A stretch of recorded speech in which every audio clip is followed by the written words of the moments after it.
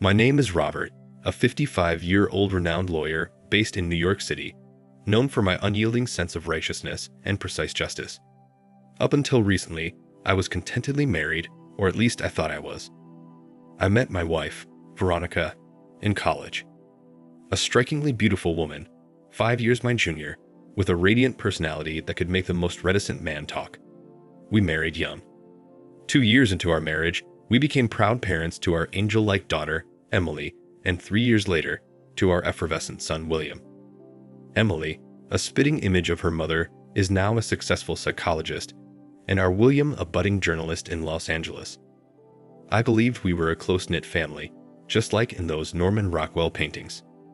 However, little did I know, my canvas was smeared with betrayal.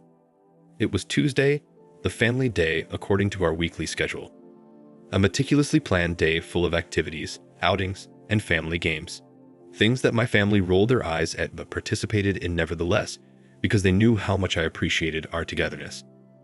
On this fateful Tuesday, I decided to return home earlier from my meeting to surprise them, carrying with me a gleam in my eyes. As I approached our classic, brick-layered townhouse in Brooklyn, I felt a pang of heart-wrenching betrayal. My wife's car was parked outside, next to the shimmering Jaguar that unmistakably belonged to my old college friend turned professional nemesis, Hank. I quietly made my way inside, moving as stealthily as an individual recovering from an old football injury could. The sound that greeted me was a mixture of giggles, whispers, and clinking glasses. As I cracked the living room door open, I saw Veronica in Hank's arms, their laughter echoing obscenely in the silence of my recently shattered world. My heart convulsed in agony, but I was a lawyer at heart. I was wired to think before I acted. I collected evidence, photos, videos, Hank's expensive watch he'd left behind one night. An ironclad case was forming. But I didn't want justice from a courtroom, not this time. I wanted personal atonement.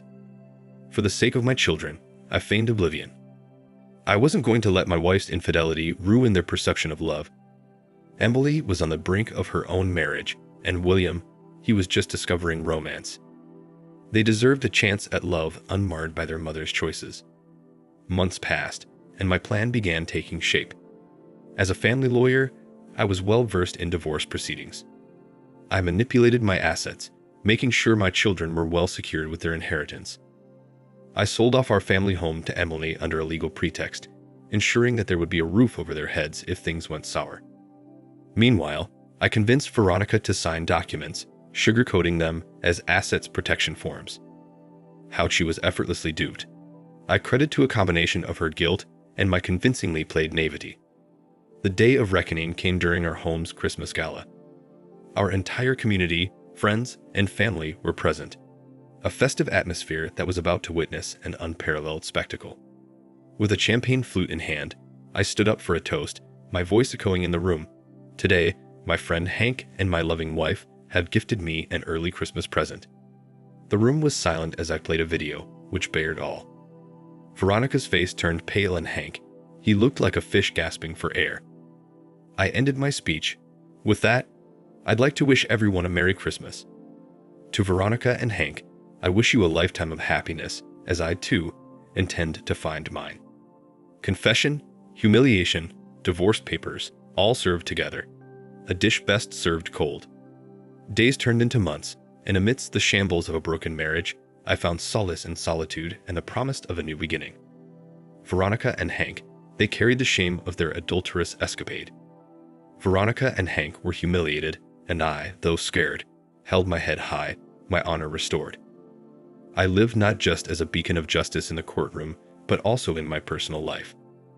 Unanticipated, perhaps, but I was a living, breathing adage of a stitch in time saves 9. Now for the next story. My name is Andrew. I am a 39-year-old IT consultant who'd once been madly in love with my wife, Catherine. She, 35 years old, was an art curator, elegant and captivating, weaving magic with her words. Life threw us lemons, from battling miscarriages to losing our parents. Yet every incident compounded our resilience and made our bond stronger. Until one day, it didn't. We were married for 13 years with 2 beautiful kids, a 7-year-old boy, Ethan, who was bursting with curiosity about the world, and Leah, our 4-year-old princess, brimming over with giggles and a love for art like her mother. However, all the laughter evaporated when I stumbled upon a truth that upended my life. It was late October. The leaves were changing, and so was Catherine. She started spending late nights at work, became secretive about her phone, and the sweet intimacy that defined our relationship mutated into a cold distance. Something was wrong, but I refused to believe my worst suspicions. Not until that fateful day when a forgotten phone opened the Pandora's box. I found texts, not just one or two, but months' worth of amorous exchanges between my wife and her co-worker, Marcus, a prominent art dealer known for his suave charm and notorious flings. Catherine had become another conquest for him. My heart shattered into a million fragments. As I put the kids to bed that night, the echo of their laughter was a stark contrast to the deafening silence within my defeated heart. I decided to confront Catherine, but not before having a perfect retribution plan in place. I started gathering evidence, text messages, phone records, and photographic evidence of their affair. Simultaneously, I began working more from home, spending quality time with Ethan and Leah, building memories as I was acutely aware that things were about to get ugly. Catherine remained oblivious to the brewing storm, her signs of guilt masked by the thrill of her deceit. On a cold morning in December, I filed for divorce based on infidelity. The look on Catherine's face was a cocktail of shock, confusion, and only when she was handed the envelope containing the lurid evidence, remorse. Marcus's reaction was similarly priceless when I sent a similar package to his fiancée.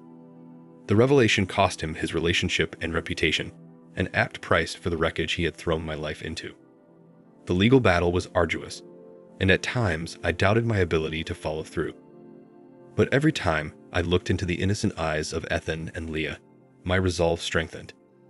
My attorney specialized in such intricate cases and worked diligently to ensure I received full custody of my children. Catherine, engulfed in guilt and caught in the mess of her making, didn't put up much of a fight. Marcus, living a life of a pariah now, was scared by the revelation, as he had been hit where he valued most, his reputation. News travels fast in the art world, and in no time, he found himself tiptoeing the line of bankruptcy. Despite the pain, I found solace in delivering my revenge supplely and sweetly. It brought me neither joy nor euphoria. It brought closure. As I closed this chapter, Ethan and Lee were my strength. I was triumphantly freed from the shackles of betrayal and focused on nurturing my children, raising them with love and honesty.